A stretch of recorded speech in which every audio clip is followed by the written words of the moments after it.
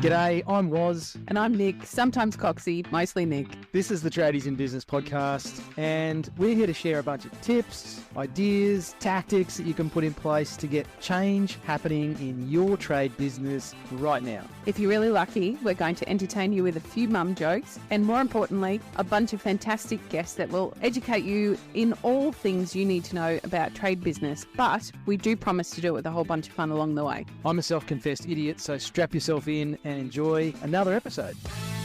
Did they have television in the 70s? They did have television in the 70s, Warwick. Was it colour? It wasn't colour, was it? I don't know. I was too little to remember. My first memory of TV, I would have been about 4, which puts me into the 80s, unlike you. Anyway, thanks for listening. Shortest episode in the history of the podcast. You know, it's a Friday when we intro and we're already talking about some rubbish. Yes. Television, hey? I am experienced enough, Nicole, to remember watching black and white television. I actually have no memory of black and white TV. It was only a short memory because it was quite early in my laps around the sun that we transitioned to a colour telly, one where you had to get off your ass and walk to the television to change the channel and the volume. Remember the volume actually on the television set? I can remember how cool I felt the very first time Mum and Dad got a video player with a remote. Remember, it was attached by a cord? But my dad being my dad, God love him, so the black and white telly, and that was kind of the thing in the day, like it came in this beautiful teak cabinet with trifold doors and everything. And so when they got a colour telly, what he did was he cut the old TV out of the timber cabinet and modified it so he could put the colour television in the same cabinet. So there's cupboard doors on the front that, you know, you opened up the doors to get access to the colour television, but it never quite fit the same. So there's gaps around it. And he had some ply, like packing the TV up so that it was all levels, like typical Roy. Good on you, Roy. Love you, mate. Quite the same, Dad. Yeah, it was hilarious. And then, you know, progressed to all of the modern stuff. But yeah, televisions, hey? Do you watch much television, Nick? I watch not a lot.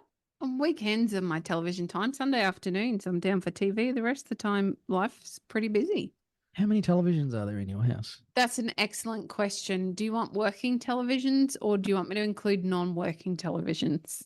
Now, I happen to know that there is nothing about you or your family that is TV repair business. So why would you have non-working televisions in your house? I seem to have a couple of non-working televisions. I can't tell you why they're here, but I have them here.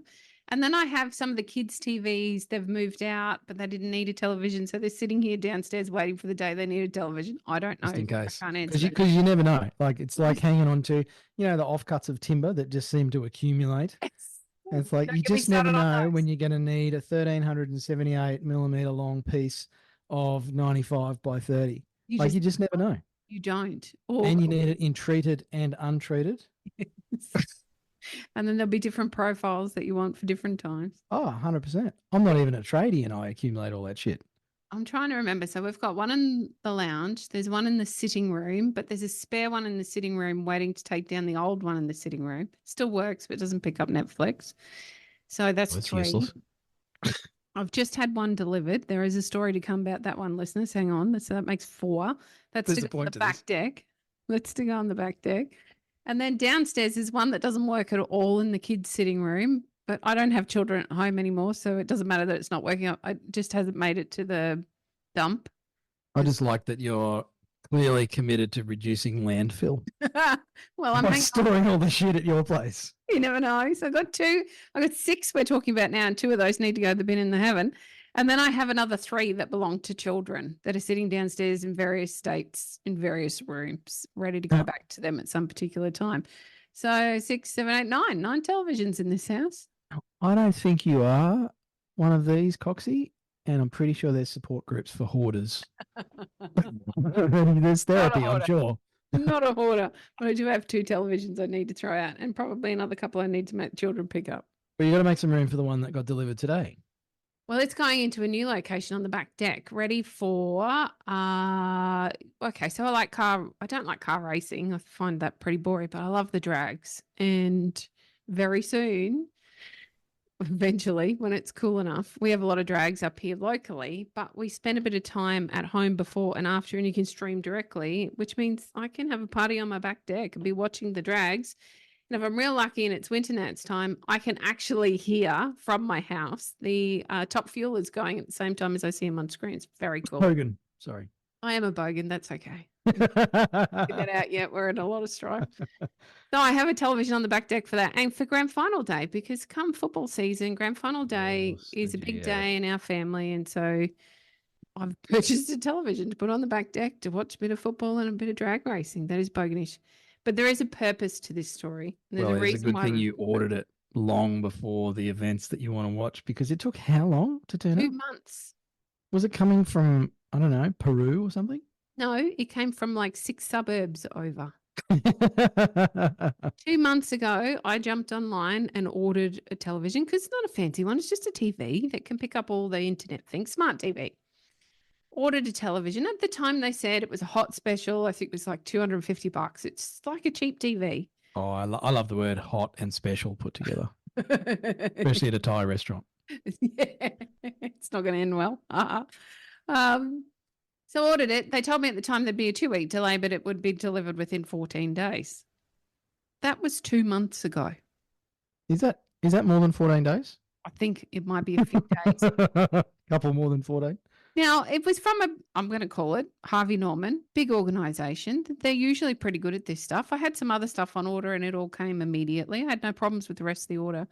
I had to chase them up when we got to I think we were 5 weeks in, and I chased them up, and it took them 3 weeks, almost 3 weeks for them to answer just my email, in which they said, "I'm so sorry for the delay. Your television will be there on Tuesday." And did you get a packet of M&Ms or a card or anything? No firm apology. No, this is what happened. No explanation or understanding. Just, you paid for it 2 months ago, but here it is finally on your doorstep. Oh, you just poked me in a sore spot about this. There's kind of a point. There's kind of a teaching point to everything we do. I can't open my mouth without turning it into a freaking lesson or an analogy or something. Everyone who knows me knows that.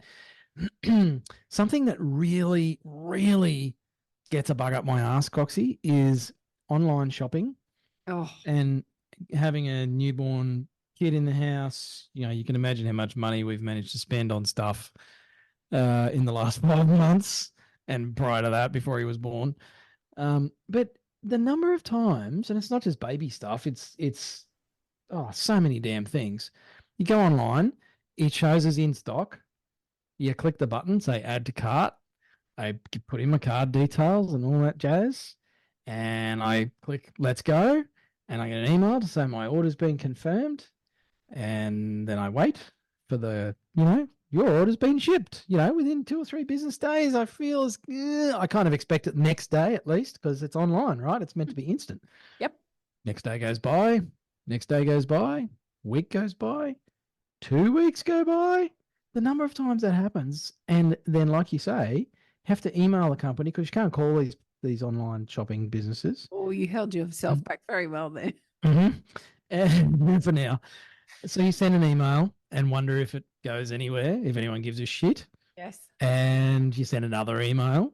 And my wife's done this a few times now, and was saying to me the other day about something. She's like, I've emailed them so many times. I said, just go to their social media, honey. Just smash that shit up.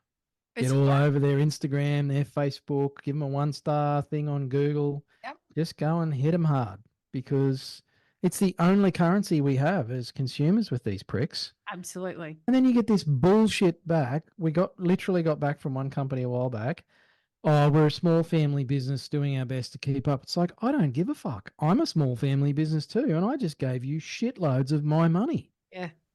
The least you can do is send the fucking product. Or an update at the very, very least. I mean, if there is a delay, we need to be saying so on the website, and then send an update to say it's on its way.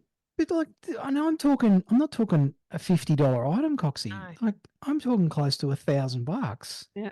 And 6 weeks later, it turns up because, I don't know, we were busy, or the one that I've tripped over a few times lately is it's in stock on the website. I click, I do all the thing, I complete my purchase, and then I get an email the next day to say, unfortunately, our supplier is out of stock of this item. Yes.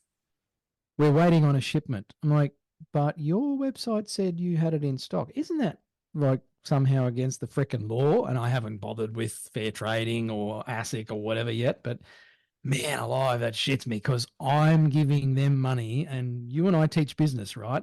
Mm-hmm. This is good for their cash flow and shit for mine. Absolutely. So unless this is some sort of standard play that businesses are running to take money and delay, drag out the delivery of, it's a good cash flow strategy. Imagine if builders did this the opposite way to how they normally get shafted.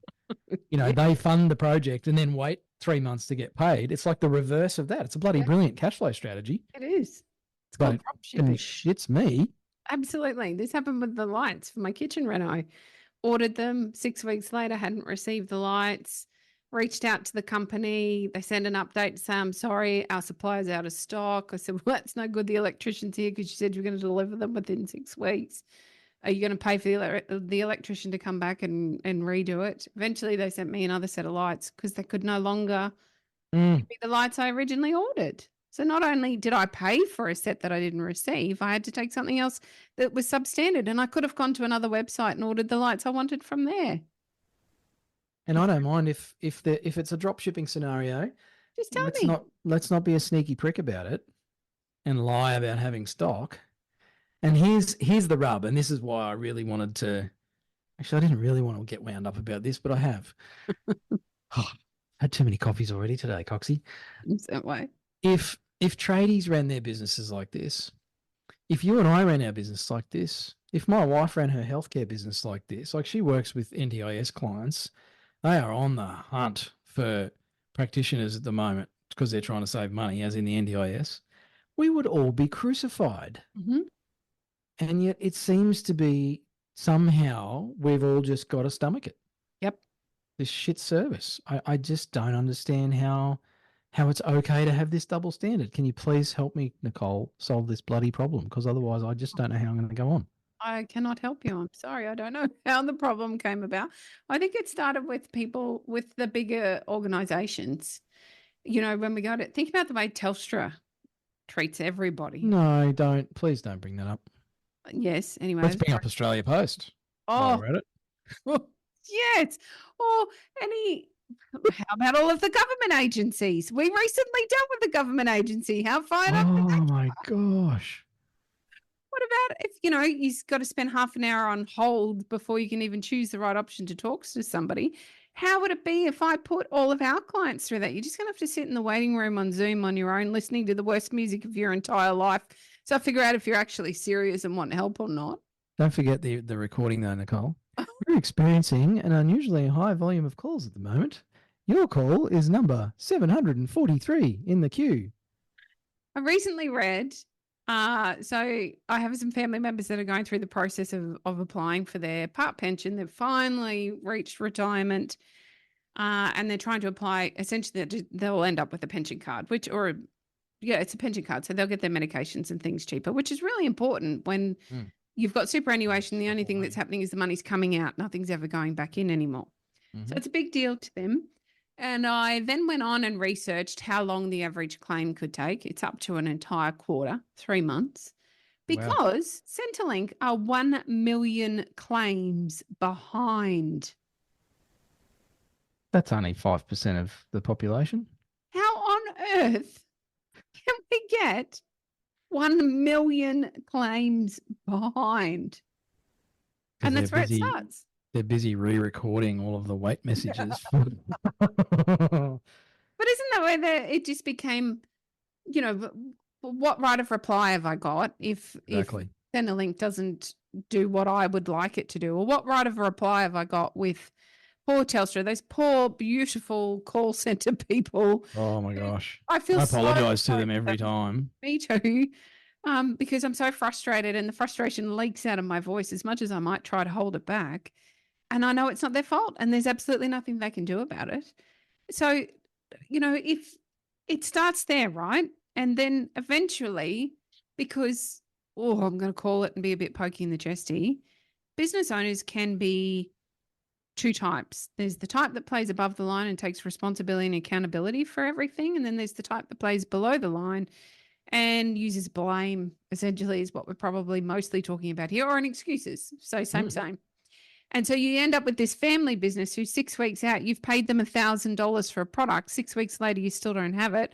We're a small family business and we're running behind, or we're doing our best to keep up. Bullshit. Don't take my money. Put a hold on my card, but don't take my money until you can fulfill the order. But it becomes all right because society is used to being treated that way. Well, you often say to our tradiepreneur clients, Coxie, we teach people how to treat us. Absolutely. And consumers have taught small online businesses to treat us like shit. Yes. Because, and look, the system is somewhat rigged because what recourse have I got against them? I can't get my money back. If I, if I went to Woolworths or Coles, I try and stay away from those two shithead companies. But, if I go to any grocery store, an independent, and I put all the stuff in the trolley and I pay the money, and then the checkout person says, "Oh, sorry, you can't have this yet. These are all empty boxes. They're just placeholders on the shelves." You're like, get fucked. Give me my money back. Absolutely. I'm leaving without it. But because there's this distance between it, we've lost the human interaction with that whole exchange of value. I'm giving you my fun tickets, my money, my dollars, and you're supposed to give me my fun thing back. Yes. Or the thing that's going to help my kids sleep so I'm less miserable. And when that doesn't happen, the equation is way out of whack. And then I feel like, well, you've got me by the whats. What can I do? Give you a 1-star review on Google?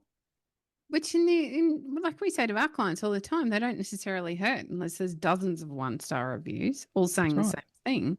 And most people are like, my wife, who, despite the fact she can be scary sometimes, that's usually because I'm an idiot, but she's a lovely person and she doesn't want to put bad shit out to the universe. So she kind of just goes, well, that's a lesson for us. I'm like, I'm sick of taking fucking lessons on this stuff. How about somebody else gets taught some shit about this poor customer service?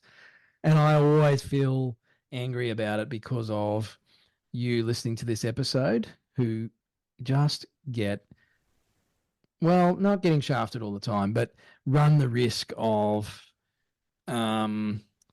customer backlash and media backlash because, bloody tradies. And I know Coxie and I carry on about that quite a bit here on the show. But it's always been the same in my businesses. I was in financial planning sector for years, and holy moly, is there some scrutiny of financial planners. Always was. And it's way more now than ever before. And it's, you're almost, guilty until you can prove that you've done a good job. Yeah. You see people say, I want someone who's not going to rip me off. So, shithead. Yet you'll happily shop at Woolworths and Coles. Yeah. The irony, Coxie, the irony. That was my head in. Oh. It's certainly a contentious issue. I don't know that there is a solution to this other than, I guess, not standing for it. But how do you not stand for it? I could absolutely go back to Harvey Norman and say, hey, stick the television up your backside. I want my refund. Thanks. I could absolutely do that. And unfortunately, the choice for me is to go to another company that will do something very similar. And so you feel like you're caught in this position of not being able to make a difference. And so that then filters through so much more of society. I had an interesting conversation with somebody this week who has a child going through horrendous stuff at school and they feel powerless. And I think that's absolutely shit. School is a government-run organisation, in this case very much because it's a state school. They don't feel like they've got a right or reply or recourse. The child doesn't feel safe physically at school. And they feel stuck, like they can't do anything about it. I just think it's woeful to think that in so many avenues of our lives, we feel this stuck. And yet, as trade business owners, we feel like we are stuck again in this position of the customer always being right. And I'm going to bend over backwards to make it okay for you, because I guess that's what we've allowed. Or the consumer has taught us that's the currency that we will respond with. if you don't do what I say when I say it the way I want it done, I'm going to complain about you on Google. Maybe the converse thing here for a trade business owner is to turn and look at, well, how can we make that a positive experience, a 1-star review? Yeah. And I think that's the point, Nick. There are a lot of things outside of our control. Absolutely. And the way online shopping is set up with drop shipping and, false claims about stock levels and stuff, that's become the norm. Yes. And expecting government to do something about it, I'll be dead before that happens. Mm-hmm. So I can either get all in a tears about it, which I've already done, so I kind of failed there, or I can eat my own cooking and go, all right, well, that's how things are. I should know that by now. I've had enough shit experiences to know that, and accept that I'm paying the price of convenience because I don't want to drive into town here, and I live in a regional part of Australia, and half this shit I can't even get down here without paying $1 bazillion in shipping if I want to get it through a local retailer. Mm-hmm. So I should actually thank my lucky stars and praise everybody that I can get some cool shit sent to me inside of a couple of months, and I don't have to get off my ass out of my lounge room. I'll bet you do, because doesn't Australia Post never leave it in your letterbox? Oh, stop it. That's a whole nother episode.